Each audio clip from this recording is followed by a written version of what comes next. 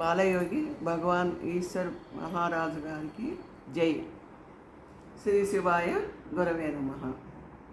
ఈరోజు బాలభగవాన్ గారి గురించి మరి ఇంకొక మహత్యం చెప్పుకుందామా? అదేమిటంటే, బాలభగవాన్ దగ్గరికి ఒక పట్టణంలో ఒక వాళ్ళు సమస్యతో ఉంటారు. సమస్యతో ఉంటే వాళ్ళకి బాలభగవాన్ ఈ సమస్య తీరుస్తారు అని చెప్పేటప్పటికీ వాళ్ళేమో చాలా అనారోగ్యంతోనూ బాధలతోనూ అశాంతిగా ఉంటారనమాట. అయితే వాళ్ళు బాలభగవాన్ దగ్గరికి వచ్చి ఆయన్ని శరణు వేడుకుంటారు. భగవాన్, మాకు అశాంతిగా ఉంది, అనారోగ్యంగా ఉంది, మీరే మాకు దిక్కు, మీరు మాకు ఈ సమస్యను తీర్చాలి అని వాళ్ళు శరణాగతి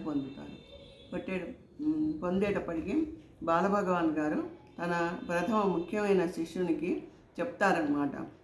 దీనికి వీళ్ళకి పితృదోషాలున్నాయి, పితృదేవతల దోషాలున్నాయి కనుక వాళ్ళ ఇంటికి వెళ్ళి సిద్ధుల హోమం చెయ్యాలి, చేస్తే కానీ పరిహారం జరగదు అని చెప్పి ఆయన ఏం చేస్తారు, ఈ వివరం అంతా ఆయన ప్రథమ శిష్యుడికి చెప్పి నువ్వు వెళ్ళి చేసి రమ్మని పంపిస్తారు.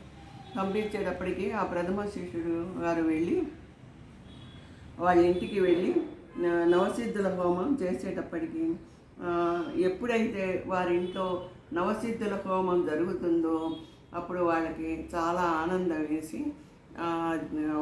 వాళ్ళకి అనారోగ్యం పోతుంది, మనశ్శాంతి దొరుకుతుంది, చాలా ఆనందంగా జీవిస్తూ ఉంటారు. ఇప్పటికేను వాళ్ళు పరశివ శిఖర క్షేత్రానికి మా బాలభగవాన్ మహారాజు గారిని కూడా ఆయన్ని ఎప్పుడు ధ్యానం చేసుకుంటూ ఆయనకి సేవాభక్తులు అవుతారు. హర హర మహాదేవ.